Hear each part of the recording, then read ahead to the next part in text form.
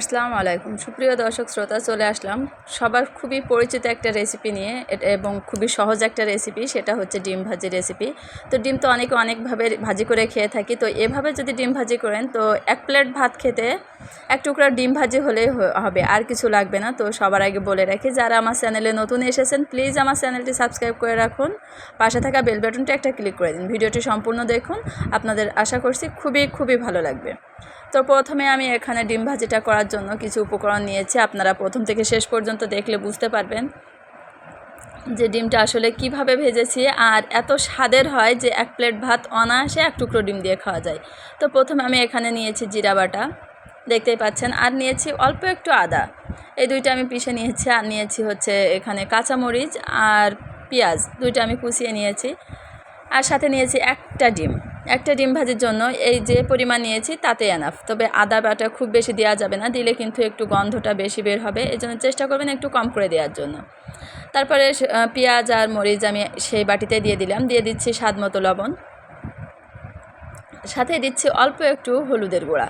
চেষ্টা করবেন সবগুলো উপকরণ দিয়ে ডিম ভাজি করার জন্য। আর এভাবে মজা করে ডিম ভাজি কারা খেয়েছেন অবশ্যই আমাকে কমেন্ট বক্সে জানাবেন। এটা এতটাই স্বাদ হয় যে আসলে কি বলবো, না খেলে বুঝতে পারবেন না। যাই হোক, তারপরে আমি এটা সুন্দরভাবে হাত দিয়ে মথে নিচ্ছি যতক্ষণ না পর্যন্ত পেঁয়াজটা একেবারে নরম না হয়ে আসছে।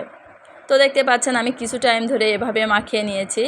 তো এই ডিমটা ভাজি করলে আসলে এতটা সুন্দর আর এতটা মজার, আর ডিমটা ফুলে সম্পূর্ণ একেবারে ডাবল হয়ে যায়, খেতে খুবই মজার হয়। আমার এটা সম্পূর্ণভাবে মাখানো হয়ে গেছে, দেখতে পাচ্ছেন। এখন আমি এখানে ডিমটা একটু ফাটিয়ে সম্পূর্ণ ডিমটা এখানে নামিয়ে দিচ্ছি। একটা ডিমের জন্য আমি যে পরিমাণটা নিয়েছি তাতে এনাফ, আপনারা যখন দুইটা ভাজবেন এর ডাবল নিলেই হবে। যাই হোক, আমার ডিমটা এখানে দেওয়া হয়ে গেছে। এখন আমি একটু চামচ দিয়ে এটা নাড়িয়ে নেব, মানে পেঁয়াজ আর আদা জিরার যত উপকরণে আমি দিয়েছি সবগুলোর সাথে ডিমটা এমন সুন্দরভাবে ফাটাতে হবে যাতে করে একেবারে সম্পূর্ণ মানে মশলার সাথে ডিমটা মিশে যায়। আর ডিমটা যত বেশি ফাটাবেন তত বেশি কিন্তু ডিমটা ফুলবে, আর ফুলে আর স্বাদটা তো অসম্ভব মজার হয়। আপনারা অবশ্যই বাসায় একবার ট্রাই করবেন। তো দেখতে পাচ্ছেন আমি বেশ কিছু টাইম ধরে এভাবেই নাড়াচাড়া করে নিয়েছি যাতে করে ডিমটা একেবারেই মিশে যায় মশলার সাথে। তো আমার এটা মেশানো হয়ে গেছে, এখন আমি এটা ভাজি করার জন্য রেডি। তো এখানে আমি একটা লোহার কড়াই বসিয়ে দিয়েছি। আমি যা ভাজি করি সম্পূর্ণটা কিন্তু লোহার কড়াইতে ভাজি। আপনারা চেষ্টা করবেন লোহার কড়াইতে ভাজার জন্য, সেক্ষেত্রে তেলের পরিমাণটা কম লাগে আর ভাজিটা অসম্ভব সুন্দর হয়। তো এখানে আমি তেল দিয়ে দিয়েছিলাম লোহার কড়াইতে, তারপরে ডিমটা যখন তেলটা গরম হয়েছে ডিমটা সম্পূর্ণটা এটা নামিয়ে দিয়েছি এখানে।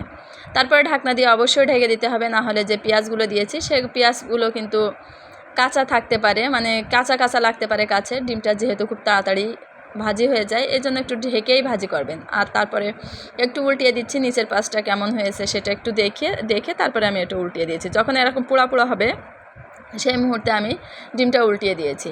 তো দেখতে পাচ্ছেন যে এটা কতটা ডাবল হয়েছে, ক্যামেরাতে যতটা না দেখা যাচ্ছে বাস্তবে তার থেকে কিন্তু বেশি ডাবল ফুলেছিল। মানে এখানে হয়তো বা বোঝা যাচ্ছে না, তারপরে যতটুকু বোঝা যাচ্ছে মাশাআল্লাহ অনেক সুন্দর হয়েছে, আর খেতে খুবই মজার হয়েছিল। তো এভাবে উল্টিয়ে পাল্টিয়ে আমি ভেজে নিয়েছি। আর যেহেতু আর কতটা কড়া করে ভেজেছি, মানে কালারটা একেবারে গোল্ডেন কালার হয়ে এসছে, তখন আমি কিন্তু উল্টিয়ে পাল্টিয়ে নামিয়ে নিয়েছি। তো দেখতে পাচ্ছেন যখন নামাবেন দেখবেন যে হয়ে গেছে, বুঝবেন কিভাবে, এভাবে যখন খুন্তির আগে উঠাবেন তখন উঠতে চাইবে না, মানে এতটাই সফট এটা। আর দেখেন কতটা সুন্দর ভাজা হয়েছে। তো আবারও বলছি, যারা আমার চ্যানেলে নতুন এসেছেন প্লিজ আমার চ্যানেলটি সাবস্ক্রাইব করে রাখুন। আজ এই পর্যন্ত, সবাই ভালো থাকবেন, আল্লাহ হাফেজ।